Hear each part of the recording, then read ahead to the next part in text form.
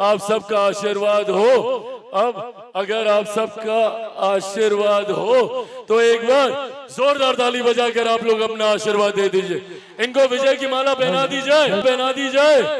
जोरदार ताली से अपना आशीर्वाद दीजिए।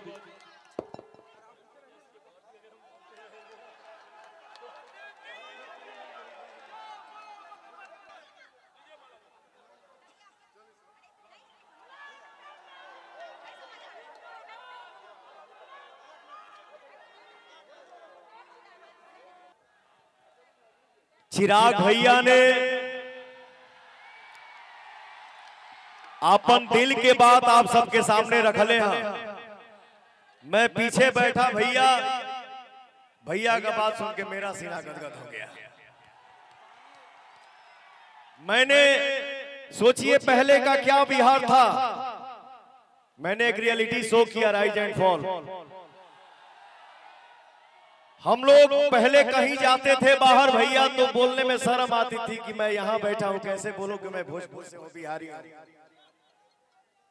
लेकिन भैया है, एनडीए सरकार ने ऐसा माहौल बनाया भैया कि आज हम लोग दुनिया के किसी भी कोने में बैठते हैं तो गर्व से बोलते हैं कि आई एम बिहारी। आज हमारा एक गाना भी रिलीज हुआ है जिस गाने का टाइटल है एक बिहारी 100 पे भारी।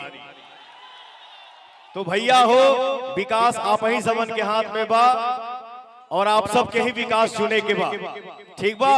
गुलाब भैया के भारी मत से आप लोग विजयी बनावा जा। हम तरह और भाई या बेटा हईले हैं, इनके जितावा। एकरा बाद भव्य एगो कार्यक्रम होई बरहपुर में।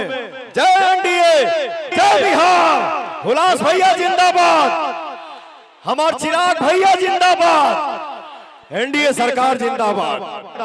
जय हिंद, जय भारत, जय बिहार, जय बरहपुर, बरहपुर, बरहपुर।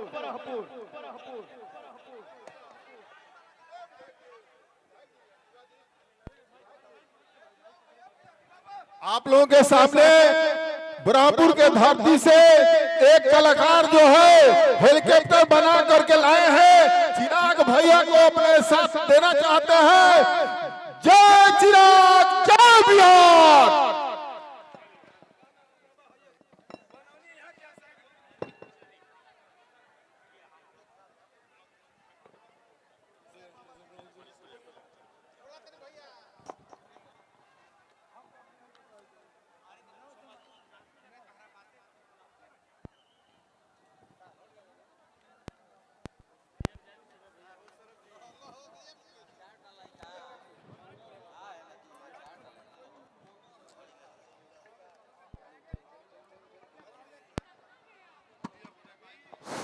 अध्यक्ष के अनुमति अनुसार अब सभा की कार्रवाई समाप्त की जाती है। बहुत धन्यवाद।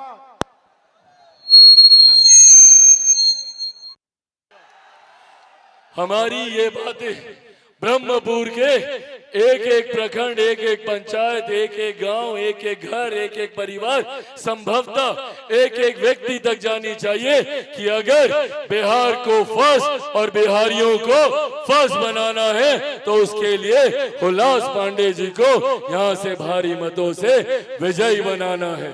तो अब आगामी 6 तारीख को कितना नंबर पर वोट दबाइएगा? कितना नंबर? कितना नंबर? सबको पता है 3 नंबर। दिखाइए सब लोग 3 नंबर, 3 नंबर, 3 नंबर। और छाप कौन सा रहेगा? कौन सा छाप रहेगा? वो देखिए, वो लेकर आए हम अपना चुनाव चिन्ह यहाँ पे, हेलीकॉप्टर छाप। हेलीकॉप्टर छाप पर बटन दबाकर, हेलीकॉप्टर छाप पर बटन दबाकर यहां से आप सिर्फ एक नेता का चुनाव नहीं करेंगे, यहाँ पर आपको सिर्फ एक विधायक नहीं मिलने जा रहा। ये बात भी तय है कि अगली सरकार में इनकी एक बड़ी जिम्मेदारी हुलास पांडे जी की अगली सरकार में होना तय है। और एक तरफ इनकी बड़ी जिम्मेदारी होना तय है, तो वहीं दूसरी तरफ आपको सिर्फ यहाँ पे एक विधायक हुलास जी के रूप में नहीं मिल रहे, आपको मुफ्त में चिराग पासवान भी आपको मिल रहा है, जो दिन रात आप लोगों के साथ इनके साथ कंधे से कंधा मिलाकर आगे बढ़ने का काम कर रहा है। साथियों, मेरे सबसे विश्वसनीय साथियों में सबसे ज्यादा जिस पर मैं, मेरी पार्टी, मेरा परिवार विश्वास करता है, उसमें हुलास पांडे जी का नाम आता है।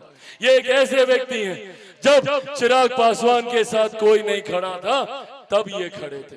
जब मेरे अपनों ने मुझे धोखा देने का काम किया, उस वक्त मेरे साथ, मेरे परिवार के साथ, मेरी पार्टी के साथ चट्टान की तरह कोई एक व्यक्ति खड़े थे, तो वो हुलास पांडे जी थे।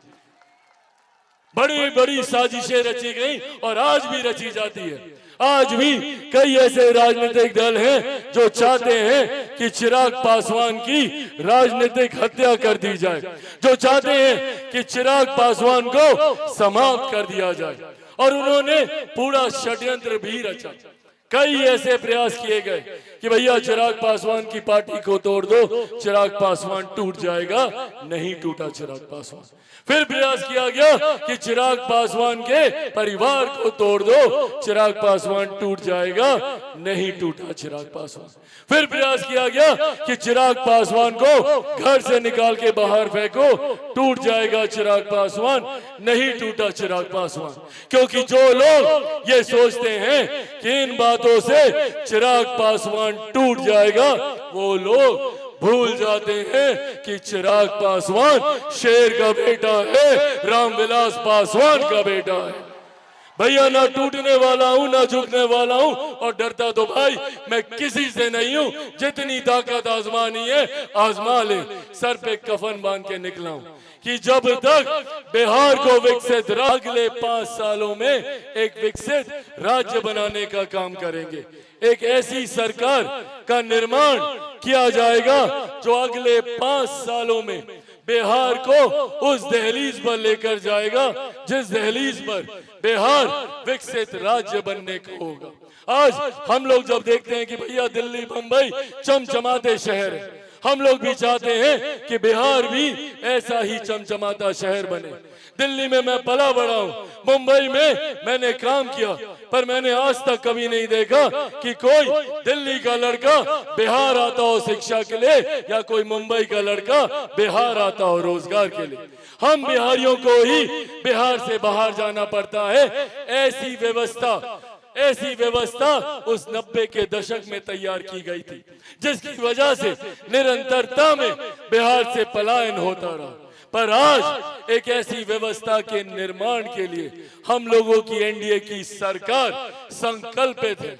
एक ऐसी व्यवस्था के निर्माण के लिए हम लोग संकल्प लेकर चले हैं कि अब वो दिन दूर नहीं होगा जब किसी भी बिहारी को शिक्षा के लिए, रोजगार के लिए ना कभी बिहार छोड़कर बाहर नहीं जाना होगा, बल्कि दूसरे राज्य के लोग बिहार आएंगे कार्य के लिए, शिक्षा हासिल करने के लिए।